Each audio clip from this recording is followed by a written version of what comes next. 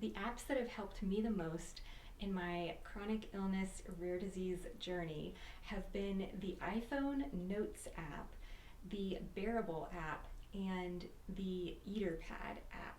And I'll get into the reasoning behind that. I want to give you a little tour of each app and how I use it, so that maybe that will stir up ideas for you and how you might be able to use it.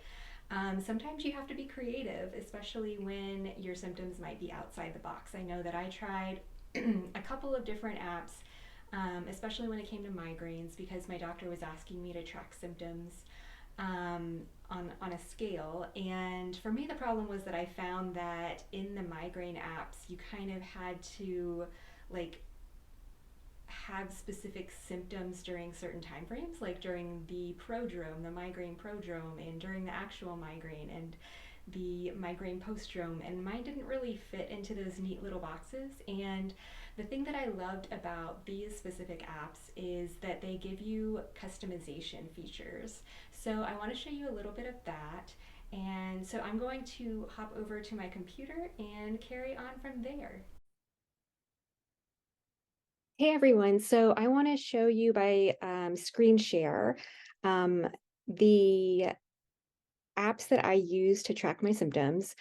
And so first I'm going to show you the iPhone Notes app, then I'll show you Bearable and EaterPad, and some of the capabilities for each. Now, if you have an iPhone, the great thing about iPhone Notes is that it's free. And I will go ahead and share my screen here.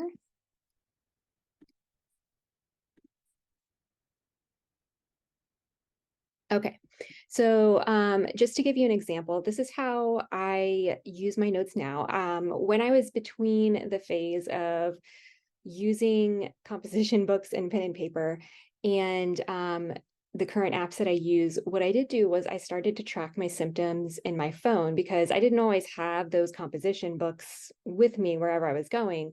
So I would just put in, for example, I'll go down here to show you a different one. So the date, so I would put today's date, the year, and the symptoms. So if I had a migraine that day, I might put a migraine, maybe make some notes about what I ate that day that maybe had triggered it, and anything else that I felt was relevant for maybe why those symptoms might be happening, any kind of context that might help.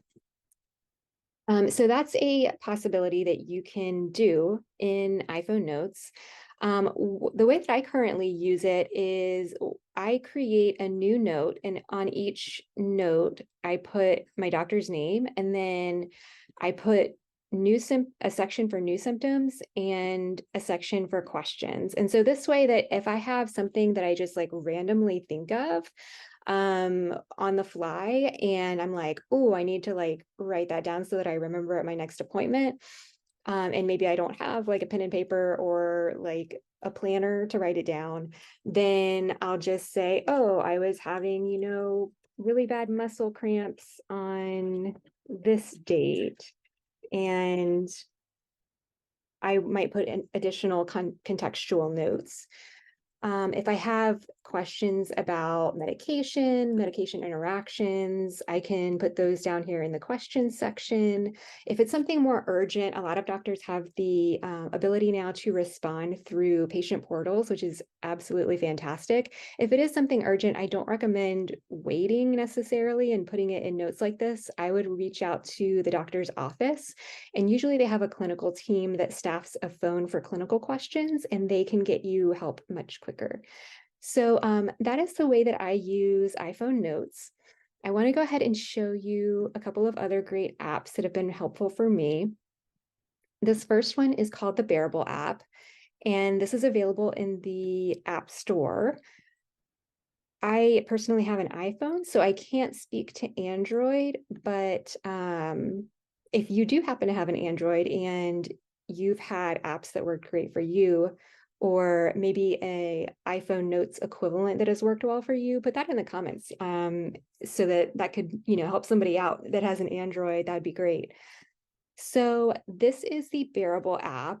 I have the premium version, which is a little under $30 a year, which for me is not terrible. I don't like to buy a lot of apps. I like free apps. So, but I understand that they need money to staff people and run the app and make improvements. And this app is really great about making improvements, about taking into consideration feedback from the users. They send out emails on a fairly regular basis to see how the app is working for everyone. And they ask for input about possible changes, or if you have like ideas to make things better. And I find that really cool. The Bearable app is really great to me because it is so customizable. I'm going to expand here. So I'll kind of give you a little tour first. This is my homepage. So this is what I see when I first open the app. It goes to today's date, and sometimes it's on yesterday's date and I just move it over. And you can see here that there are different sections. So for mood, if I expand that open, I can record my mood. There's a symptom section, which is the section that I use the most. And I'll kind of close these down so you can see just the general overview. But these categories in and of themselves are customizable, if I recall.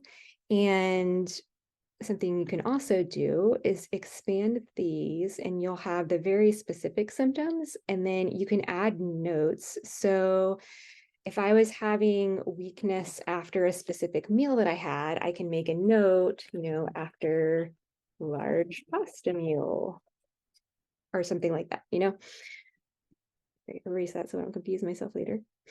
And you can continue to add in new symptoms. Like if you have new symptoms that occur, you can add them in here, and it will let you know if you already have a symptom, even if it's like in a different category. So let me think of one that's in a different category. I think fatigue is one. Yeah, see, it'll let you know that there's a duplicate found and let you know like you have the option of transferring it, or if you just want to delete it and use it in that other group.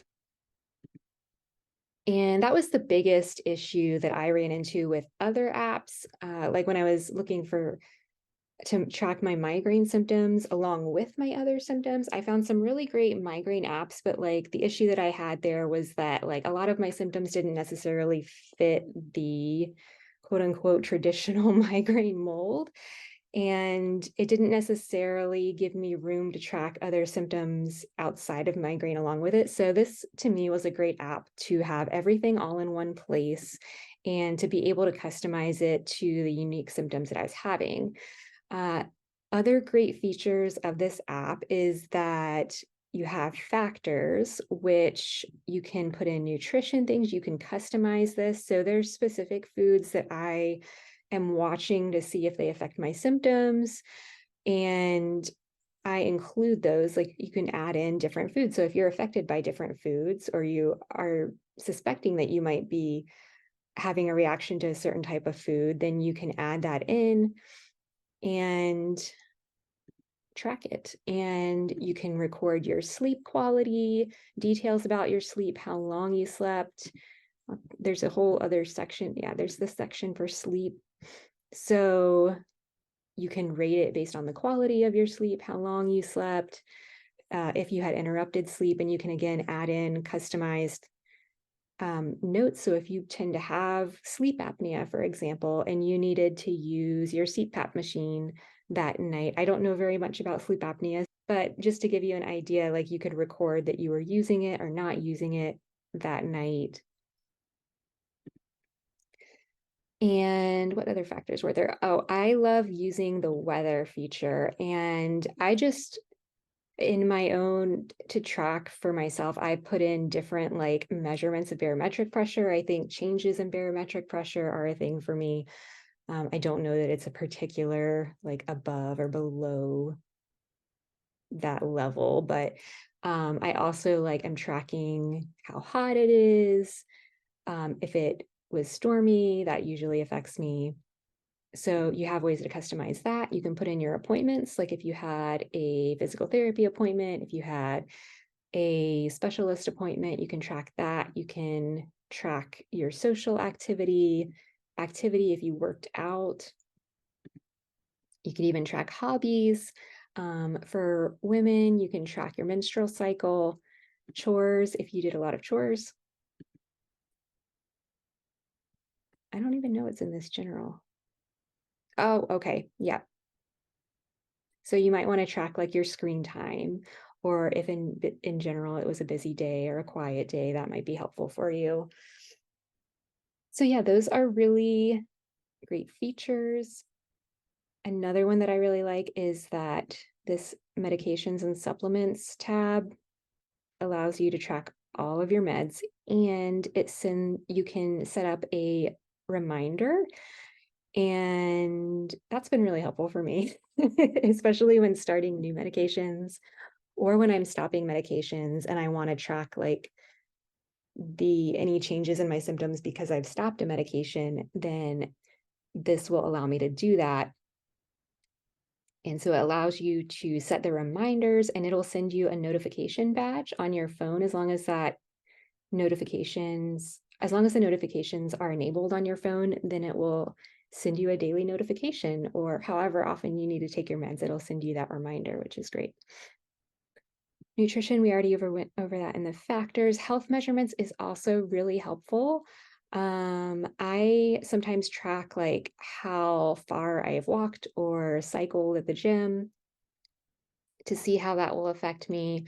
I'm using the Hariba potassium meter to see if I can notice a pattern in my symptoms related to either potassium fluctuations or potassium levels.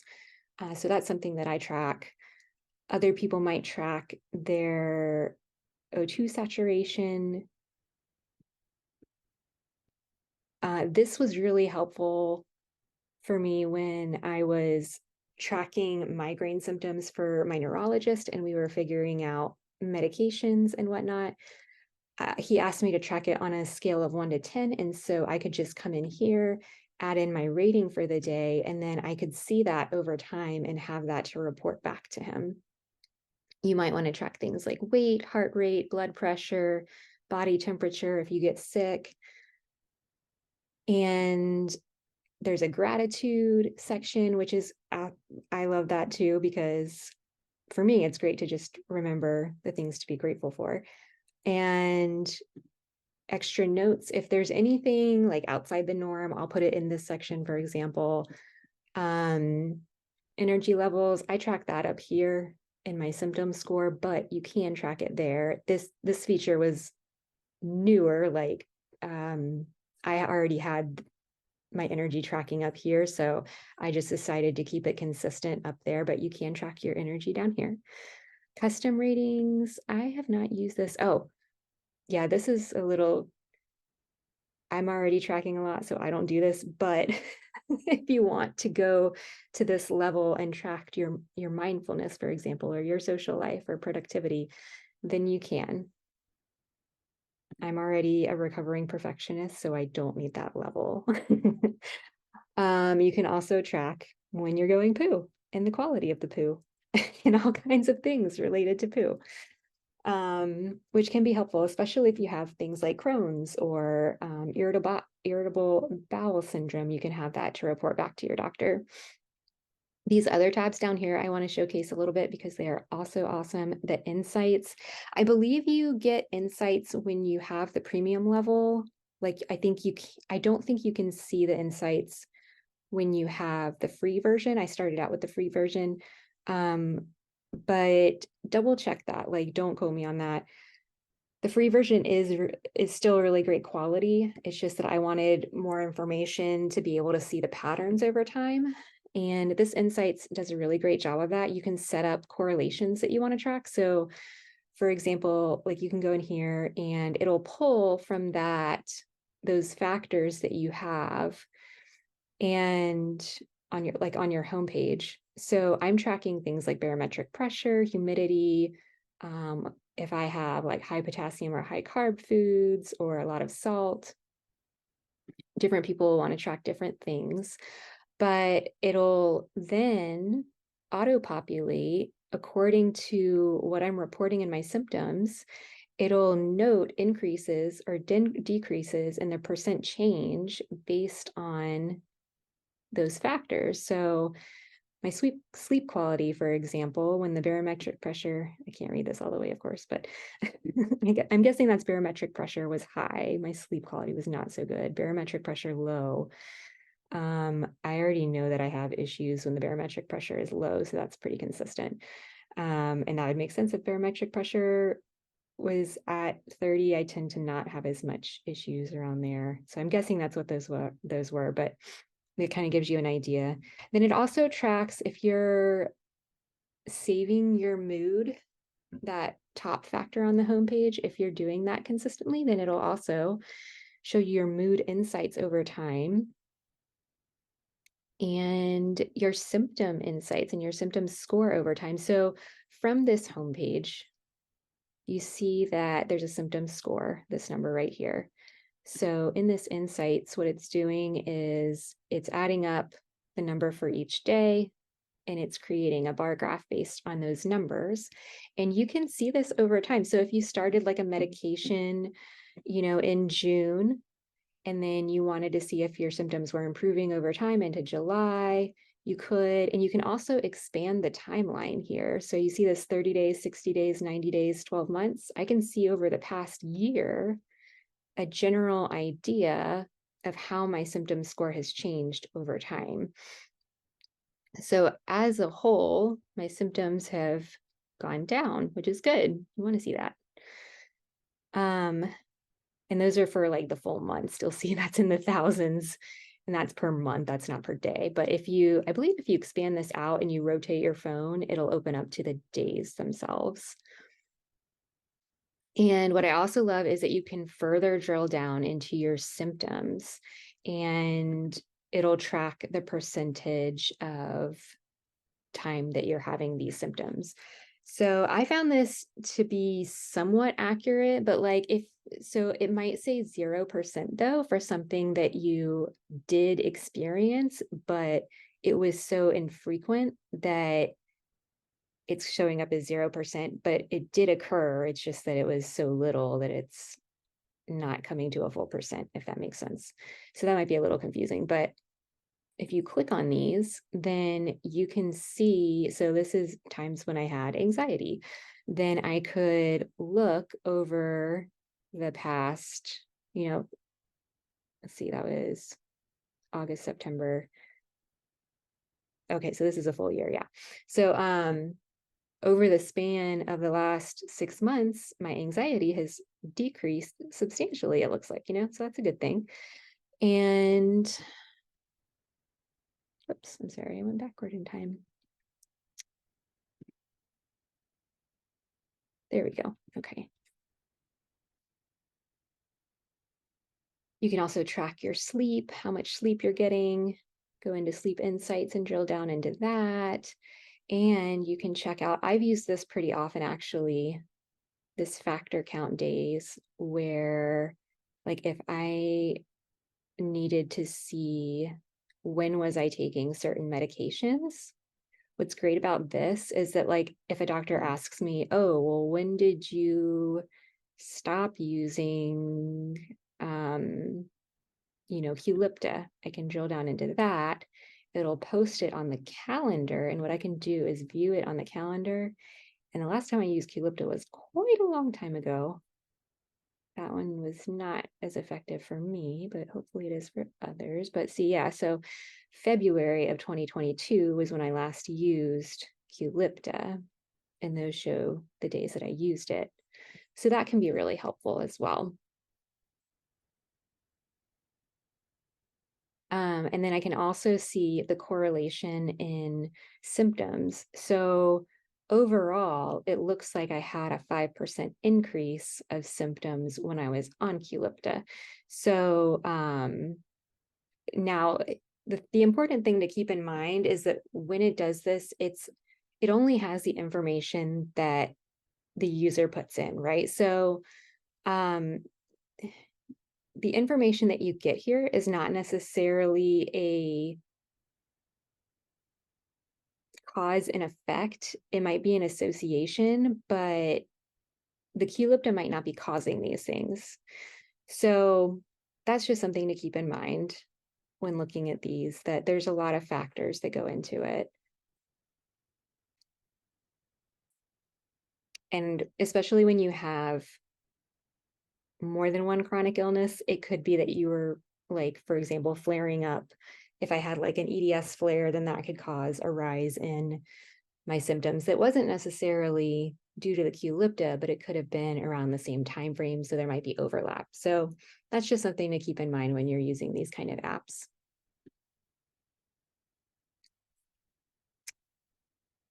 Let's see what else. I think that was most of what I wanted to show you guys. If you're tracking your energy levels, that could be really helpful there. Oh yeah, this is really interesting too. You can look at the calendar view and look at your mood and symptoms from a super high level, and you can look at it like in pixels. So it's pretty cool. And it shows you like your average mood and then symptoms. Like you can scroll through your different symptoms and see like, oh, like I had more severe muscle twitches and jerks in January and February of 2023, but they seem to become less severe over time. So that's good.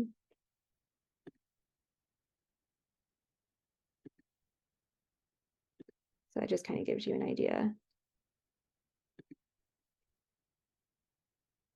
There's this other section, and this is a newer section, and you can track. Yeah, like, so I guess these are kind of like almost like support groups, but some like experiments to encourage a positive lifestyle and to see if it helps you. I think this is really great for the chronic illness community when you're trying to track whether something is helpful for you and you're adding it to your routine, especially like in supplements or medications, or if you're changing your diet in any other way, then you can track that and be able to show your doctor these insights. And I know that's been really helpful for me during appointments. So that's the Bearable app. Like I said, this is the premium version. I'm not getting paid to recommend this or anything. This is just me giving based off of my experience. So hopefully that's helpful. The other app that I want to show you guys is the EaterPad. And this is really helpful for people that need to track their symptoms in alignment with like specific kinds of foods. As you could see in the Bearable app, there is a way to do that in the Bearable app itself. But I found that for me, I had to be really specific because I'm suspected of having periodic paralysis, it just gets a little bit more tricky in terms of like carbohydrate intake and potassium intake. So that's why I wanted to be a little bit more specific with it. I'll expand this out. As you can see, my top foods are decaf coffee, salt, and chocolate, which is pretty accurate. So that's me. I'm made of chocolate and coffee, but decaf, always decaf.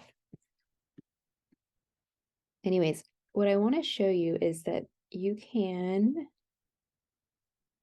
okay, I'll start out showing actually. This one shows a little bit differently on the computer. So I apologize, I'm just kind of adjusting, but usually you'll have this on your phone, right? So this page is showing the top foods by how often you use them. And it's really great because it learns over time.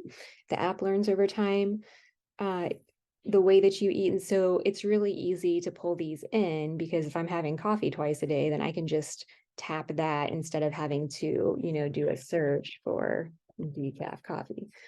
They have it's a database basically of tons and tons of different kinds of foods. They improved it recently with the editing features, I think, because before it was really tricky because there could be like duplicate items or like items that were erroneous because like they don't have a team, I don't think, looking at and reviewing all of these foods to make sure that the labels and the information's accurate. So you kind of have to do that yourself, which is the only downside really I found to this. But as long as you're being mindful of that, then it's pretty good. Okay, so it's a database. So you can search to see if something like is already in here. So if you ate spaghetti, it's going to show you your top foods first, and then it'll show you other foods that people have entered into the system. And so you can go and see SpaghettiOs, a cup of SpaghettiOs, and there's the breakdown of all the stuff.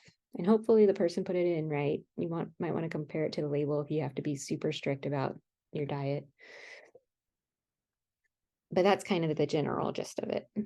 And if there's not your food in here, if you're the first one, if you're trying something new or just nobody's ever put it in, then you go to this plus sign and you can either scan the barcode, and that's actually a way to search for it as well. And if it has not been entered into the database, then it'll say, oh, nope, you need to create this as a new food.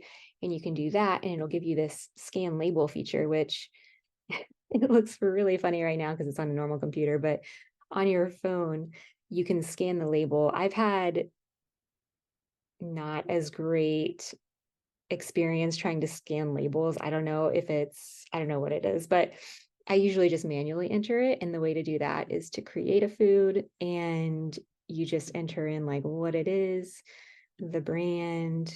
If you scan the barcode, it'll automatically appear here. And then you can enter in all of the information here. And so what I like to do is I will track my food, and then I can see, like, based on my symptom days, I can go back into the Bearable app and see, oh, on this day, I was really symptomatic. I wonder what I ate that day, if that might have affected my symptoms. And I can go and see what I ate that day and kind of trial and error and see if maybe that was the culprit of, if I had an attack of muscle weakness. So that's kind of how I use it. But like other people can use it for a multitude of other ways too. There is a feature, this part, it's like an analytics kind of side of it. I don't really use this, but it'll track like over time your average carbs and calorie intake. That day I clearly did not track anything. And you can unlock more charts like if you upgrade. I believe this is the free version that I'm using. I don't really need to go beyond that for me. But there's also, where did it go? Yeah, you can go to these like nutrient recommendations. So if you're trying to gain weight, get stronger, lose weight, prevent muscle loss, if you are pregnant, lactating, or if you have any of these chronic illnesses, ways to improve general health. And then it will, when you hit continue, it'll recommend, a calorie intake, protein intake, and other recommendations. Now, I didn't put in any factors, so it's just giving me an automated thing, but that can be really helpful for some people. So that's what that is. I'm not sure how to get out of here now. Okay, well, that was pretty much all I wanted to show you guys anyways. Okay, so there's some information that might be helpful for people. This is $5.99 a month for the premium. That might be worth it for you, but if not, you've seen the way that, at least that I use the free version. And see at the top, like, this is the daily log. That's something important I need to show y'all. So you can go to the calendar. Oh, there it is. Okay. So yeah, you can choose days to look at.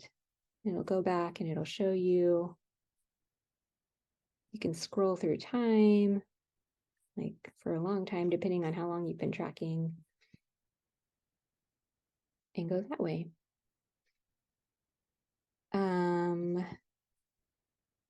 Yeah, and these are the others that it shows. Like you can track sodium if that's important for you, fiber. I like me some fiber. Calcium, iron. Here's my potassium. I do track my potassium supplements in the Bearable app, and then I can add it to this amount. I think the body how do you say that, absorbs potassium differently when it's like from food versus a supplement. So I bear that in mind.